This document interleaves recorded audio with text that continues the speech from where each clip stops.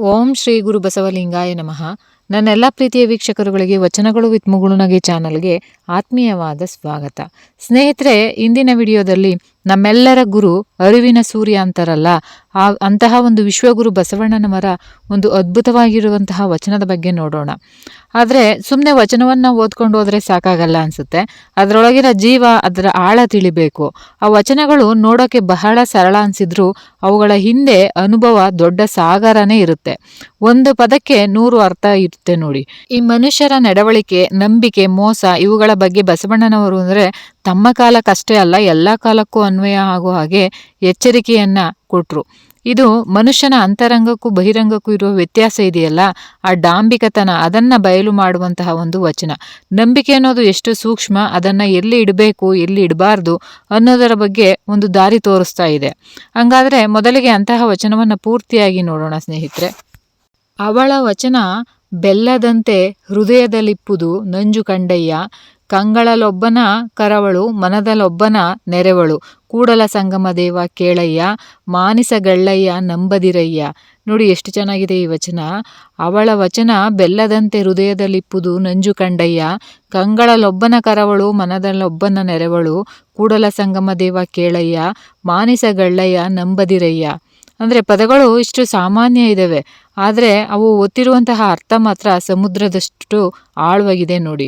ಒಂದೊಂದು ಸಾಲನ್ನ ಇಟ್ಕೊಂಡು ಅದನ್ನು ಬಿಡಿಸಿ ನೋಡೋದಾದ್ರೆ, ಮೊದಲನೆಯ ಸಾಲು ಅವಳ ವಚನ ಬೆಲ್ಲದಂತೆ ಹೃದಯದಲ್ಲಿಪ್ಪುದು ನಂಜು ಕಂಡಯ್ಯ. ಅಂದರೆ ಇದರ ಬಗ್ಗೆ ಏನನ್ಸುತ್ತೆ? ಇದು ಬರೀ ಮಾತು, ಸಿಹಿ ಮನಸ್ಸು, ಕಹಿ ಅನ್ನೋ ಅಷ್ಟಕ್ಕೆ ಸೀಮಿತನ, ಅಥವಾ ಇನ್ನೂ ಏನಾದರೂ ಇದೆಯಾ? ಇದು ಅದಕ್ಕಿಂತ ಬಹಳ ಆಳವಾದ ವಿಚಾರ.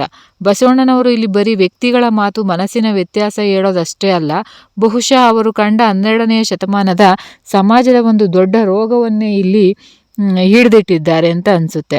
ಆ ಕಾಲದ ಸಮಾಜ ಹೇಗಿತ್ತು ಅಂತ ಸ್ವಲ್ಪ ಯೋಚನೆ ಮಾಡಿ ನೋಡೋದಾದ್ರೆ, ಧರ್ಮ, ಸಂಪ್ರದಾಯ, ಆಚಾರ, ವಿಚಾರ ಭದ್ರಕೋಟೆ ಕಟ್ಟಿದಂಗೆ ಕಾಣ್ತಿತ್ತು.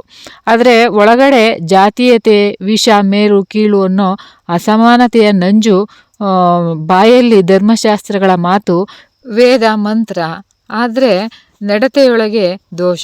ಅಂದರೆ ಮೇಲಿಂದ ನೋಡೋಕೆ ಬರೀ ಚಂದವಾಗಿ ಕಾಣೋದು, ಒಳಗಡೆ ಪೂರ್ತಿ ಕೆಟ್ಟತನ.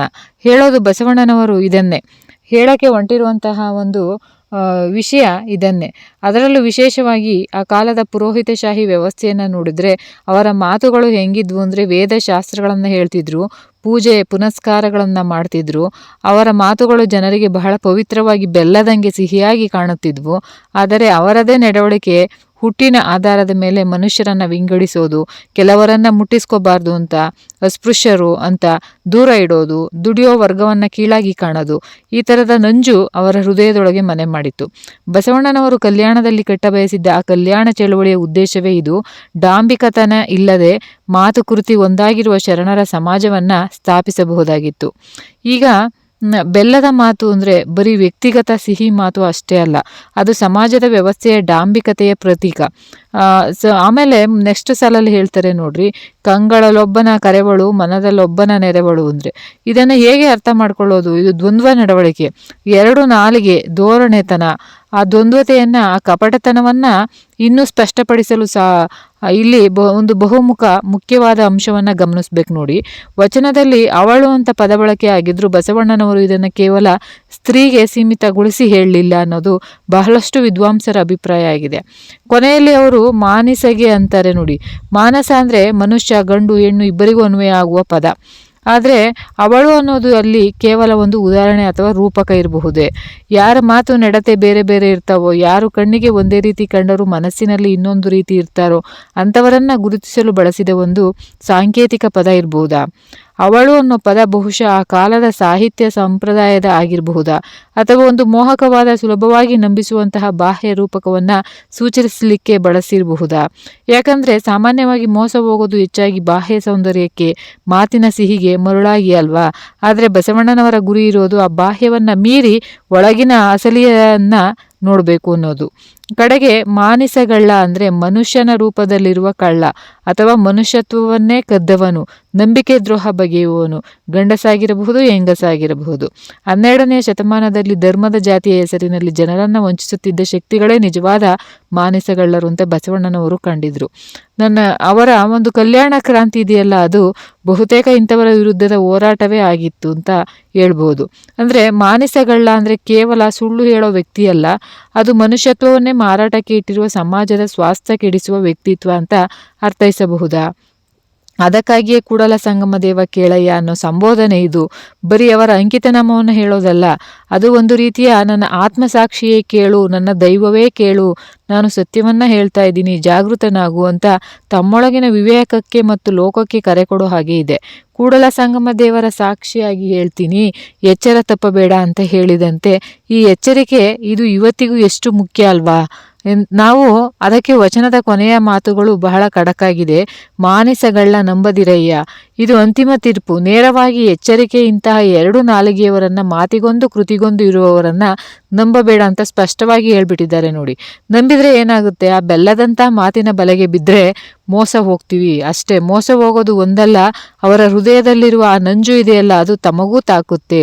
ತಮ್ಮ ನಂಬಿಕೆಗಳು ಹುಸಿಯಾಗ್ತವೆ, ಸಂಬಂಧಗಳು ಕೆಡ್ತವೆ, ಕೆಲವೊಮ್ಮೆ ಸಮಾಜವೇ ದಾರಿ ತಪ್ಪುತ್ತೆ. ಇದನ್ನು ದೊಡ್ಡ ಮಟ್ಟದಲ್ಲಿ ನೋಡಿದಾಗ ಇಂತಹ ಒಂದು ಮಾನಸಗಳ್ಳರು ಸಮಾಜದ ಸ್ವಾಸ್ಥ್ಯಕ್ಕೆ ದೊಡ್ಡ ಕಂಟಕ. ಶರಣರು ಬಯಸಿದ್ದು ಸತ್ಯಶುದ್ಧ ಕಾಯಕ, ಪಾರದರ್ಶಕತೆ ಇರುವ ಸಮಾಜವನ್ನ. ಅವರ ಕಾಯಕವೇ ಕೈಲಾಸ ತತ್ವ ಕೇಳಿದ್ದೀರಲ್ವಾ? ಹಾಗೆ ಪ್ರಾಮಾಣಿಕತೆಗೆ ಮೊದಲು ಆದ್ಯತೆ, ಅದಕ್ಕೆ ಇಂಥವರನ್ನ ಗುರುತಿಸಿ ಅವರನ್ನ ದೂರ ಇಡುವುದು ಅನಿವಾರ್ಯವಾಗಿತ್ತು. ಎಷ್ಟು ಚೆಂದಾಗಿ ಬರೆದಿದ್ದಾರೆ ನೋಡಿ ಬಸವಣ್ಣನವರು. ಈ ವಚನದ ಮಾತು ಬರೀ 12ನೇ ಶತಮಾನಕ್ಕಷ್ಟೇ ಸೀಮಿತ ಅಲ್ಲ, ಇದು ಈ ಕಾಲಕ್ಕೂ ಇದು 100ಕ್ಕೆ 100 ಸತ್ಯ ಅನ್ಸುತ್ತೆ. ಈಗಲೂ ಇಂಥ ಮಾನಸಗಳ್ಳರು ನಮ್ಮ ಸುತ್ತಮುತ್ತ ಇರಬಹುದಲ್ವಾ? ನಿಸ್ಸಂಶಯವಾಗಿದ್ದಾರೆ, ಅದರಲ್ಲಿ ಏನು ಅನುಮಾನವೇ ಇಲ್ಲ ಬಿಡಿ. ಕಾಲ ಬದಲಾಗಿದೆ, ರೂಪ ಬದಲಾಗಿದೆ, ಆದರೆ ಆ ಮೂಲಭೂತವಾದ ಮಾನಸಗಳ್ಳತನ ಇದೆಯಲ್ಲ, ಅದು ಇನ್ನೂ ಜೀವಂತವಾಗಿದೆ. ಇವತ್ತಿನ ಒಂದು ರಾಜಕೀಯದಲ್ಲಿ ನೋಡ್ರಿ, ಚುನಾವಣೆ ಬಂದಾಗ ಬೆಲ್ಲದಂತಹ ಮಾತುಗಳು ಭರವಸೆ ಕೊಡ್ತಾರೆ, ಆಮೇಲೆ ಏನಾಗುತ್ತೆ ಅಂತ ನಮಗೆಲ್ಲ ಗೊತ್ತೇ ಇದೆ ಅಲ್ವಾ? ಹಾಗೆ ವ್ಯಾಪಾರ ವಹಿವಾಟಿನಲ್ಲಿ, ಜಾಹೀರಾತುಗಳಲ್ಲಿ ಅಷ್ಟೇ ಯಾಕೆ, ತಮ್ಮ ವೈಯಕ್ತಿಕ ಸ್ನೇಹ ಸಂಬಂಧಗಳಲ್ಲೂ ಕೂಡ ಈ ಥರದ ಅನುಭವಗಳು ಆಗಿರುವುದಿಲ್ವೇ? ಈ ವಿಶೇಷವಾಗಿ ಈ ಸೋಷಿಯಲ್ ಮೀಡಿಯಾಗಳಲ್ಲಿ ನೋಡ್ರಿ, ಅಲ್ಲಿ ಕಾಣೋ ಹೊಳಪಿನ ವ್ಯಕ್ತಿತ್ವಕ್ಕೂ ನಿಜ ಜೀವನದ ವ್ಯಕ್ತಿಗೂ ಅಜಗಜಾಂತರ ವ್ಯತ್ಯಾಸ ಇರೋದನ್ನು ನಾವು ನೋಡ್ತಿದ್ದೀವಲ್ವಾ? ಎಲ್ಲರೂ ತಮ್ಮನ್ನು ನಾವು ಏನು ಹೇಳ್ತಾರಲ್ಲ ಅತ್ಯುತ್ತಮವಾಗಿ ತೋರಿಸಿಕೊಳ್ಳಲು ಪ್ರಯತ್ನ ಮಾಡ್ತಾರೆ. ಅಲ್ಲಿ ಬೆಲ್ಲ ಇರುತ್ತದೆ, ಆದರೆ ನಂಜು ಗುಪ್ತವಾಗಿರುತ್ತದೆ ಅಂತ. ಈಗಿನ ಒಂದು ಪ್ರಚಾರ ಯುಗದಲ್ಲಿ ತೋರಿಕೆಗೆ ಎಷ್ಟು ಮಹತ್ವ ಬಂದಿದೆ ಅಂದರೆ, ಅಸಲನ್ನು ಕಂಡುಹಿಡಿಯೋದೇ ಒಂದು ದೊಡ್ಡ ಸವಾಲ. ಈ ಮಾನಸಗಳ್ಳತನ ಸಹಜವೇನೋ ಅನ್ನೋ ಹಾಗೆ ಆಗಿದೆ. ಆದರೆ ಇಲ್ಲಿ ನಾವು ವಿಚಾರ ಮಾಡಬೇಕಾಗಿರೋದು ಇನ್ನೊಂದು ಅಂಶ ಏನಂದರೆ, ತಕ್ಷಣಕ್ಕೆ ಯಾರನ್ನು ಮನುಷ್ಯಗಳ ಅಂತ ನಿರ್ಣಯಕ್ಕೆ ಬರೋದು ಅಪಾಯಕಾರಿ. ಯಾಕಂದರೆ ಕೆಲವೊಮ್ಮೆ ವ್ಯಕ್ತಿಗಳು ಸಂದರ್ಭದ ಒತ್ತಡಕ್ಕೆ, ಅನಿವಾರ್ಯತೆಗೆ ಅಥವಾ ತಿಳುವಳಿಕೆಗೆ ಕೊರತೆಯಿಂದ ಮಾತಿಗೂ ನಡತೆಗೂ ವ್ಯತ್ಯಾಸವನ್ನು ತೋರಿಸ್ಬೋದು. ಎಲ್ಲರೂ ಸಂಶಯದಿಂದ ನೋಡೋದು ಸಮಾಜಕ್ಕೆ ಒಳ್ಳೆಯದಲ್ಲ. ಹಾಗಾದರೆ ಈ ವಚನದ ಎಚ್ಚರಿಕೆಯನ್ನು ಹೇಗೆ ಬಳಸಬೇಕು? ಎಲ್ಲರೂ ಅನುಮಾನಿಸದೆ ಮೋಸ ಹೋಗದ ಹಾಗೆ ಇರೋದು ಹೇಗೆ? ಇದೊಂದು ರೀತಿಯ ಕತ್ತಿ ಅಂಚಿನ ಮೇಲೆ ನಡಿಗೆ ಇದ್ದಂಗೆ. ಅದೇ ವಿವೇಕದ ಕೆಲಸ. ಬಸವಣ್ಣನವರ ವಚನ ನಮಗೆ ಜಾಗೃತರಾಗಿಡಲು ಹೇಳುತ್ತೆ, ಆದರೆ ಆ ಜಾಗೃತಿಯ ಒಂದು ಕುರುಡು ಅನುಮಾನ ಆಗಬಾರ್ದು. ಒಬ್ಬ ವ್ಯಕ್ತಿಯನ್ನ, ಒಂದು ವ್ಯವಸ್ಥೆಯನ್ನು ತಕ್ಷಣಕ್ಕೆ ಅಳೆಯದೆ ಅವರ ಸ್ಥಿರತೆಯನ್ನು, ಅವರ ಮಾತುಕೃತಿಯ ನಡುವಿನ ಹೊಂದಾಣಿಕೆಯನ್ನು ದೀರ್ಘಕಾಲ ಗಮನಿಸಬೇಕು. ಅವರ ಪ್ರಾಮಾಣಿಕತೆಯನ್ನು, ಅವರ ಉದ್ದೇಶಗಳನ್ನು ಸೂಕ್ಷ್ಮವಾಗಿ ಗ್ರಹಿಸಬೇಕು. ತಾಳ್ಮೆ ಬೇಕು. ನಮಗೆ ನಿರಂತರವಾದ ಒಂದು ಕಪಟತನ, ಸ್ವಾರ್ಥ ಕಾಣಿಸ್ತಿದೆಯೋ ಅಲ್ಲಿ ಎಚ್ಚೆತ್ತುಕೊಳ್ಬೇಕು. ನಂಬಿಕೆ ಇಡುವ ಮುನ್ನ ಪರೀಕ್ಷಿಸಬೇಕು. ಆ ಪರೀಕ್ಷೆಯೇ ವಿವೇಕ ಅಂತ ಬಹಳ ಚಂದವಾಗಿ ಹೇಳ್ತಾರೆ ನೋಡಿ. ಈ ವಿವೇಚನೆಯಿಂದ ಕೂಡಿದ ಒಂದು ಜಾಗರೂಕತೆ ಬೇಕು. ತೋರಿಕೆಗೆ ಮರುಳಾಗದೆ ಆಳವನ್ನು ನೋಡುವ ತಾಳ್ಮೆ ಬೇಕು. ಈ ವಚನದ ನಿಜವಾದ ಸಂದೇಶ ಅಂದರೆ, ಬಸವಣ್ಣನವರು ಒಂದೇ ಒಂದು ಸಣ್ಣ ವಚನದಲ್ಲಿ ಎಷ್ಟು ದೊಡ್ಡ ಜೀವನದ ಪಾಠವನ್ನೇ ಅಡಗಿಸಿದ್ದಾರೆ ನೋಡಿ.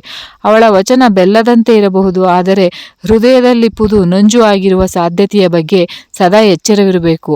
ಮಾನಸಗಳ್ಳರು ನಂಬದೆ ಸತ್ಯವಂತರನ್ನ, ಪ್ರಾಮಾಣಿಕರನ್ನ ಗುರುತಿಸುವ ವಿವೇಕ ನಮ್ಮದಾಗಬೇಕು. ಒಂದು ಸಣ್ಣ ವಚನದಲ್ಲಿ ಎಷ್ಟು ಆಳವಾದ ವಿಚಾರ ಅಡಗಿದೆ. ಇನ್ನೂ ಹೆಚ್ಚಿನ ಒಂದು ವಚನಗಳನ್ನು ಬೇಕು ಅಂತ ಅಂದರೆ ದಯವಿಟ್ಟು ನನ್ನ ಚಾನಲ್ಗೆ ಪ್ರೋತ್ಸಾಹ ಕೊಡಿ ಅಂತ ಹೇಳ್ತಾ, ಈ ಮಾನಸಗಳ್ಳರನ್ನ ವ್ಯಕ್ತಿಯಾಗಲಿ, ಸಂಸ್ಥೆಗಳಾಗಲಿ, ವಿಚಾರಧಾರೆಗಳಾಗಿರಲಿ, ನೀವು ದಿನನಿತ್ಯ ಜೀವನದಲ್ಲಿ ಹೇಗೆ ಗುರುತಿಸುವುದು ಮತ್ತು ಗುರುತಿಸ ಮೇಲೆ ನಮ್ಮ ನಡವಳಿಕೆ ಹೇಗಿರಬೇಕು, ಇದ್ರ ಬಗ್ಗೆ ಎಲ್ಲರೂ ಸ್ವಲ್ಪ ಆಳವಾಗಿ ವಿಚಾರ ಮಾಡೋಣ. ಹಾಗೆ ಪೂರ್ತಿ ವಿಡಿಯೋ ನೋಡಿದ ನಿಮಗೆಲ್ಲರಿಗೂ ಹೃದಯಪೂರ್ವಕ ಧನ್ಯವಾದಗಳು. ಮತ್ತೆ ಮುಂದಿನ ವಿಡಿಯೋದಲ್ಲಿ ಸಿಗುವೆ. ಎಲ್ಲರಿಗೂ ಶರಣಾರ್ಥಿಗಳು.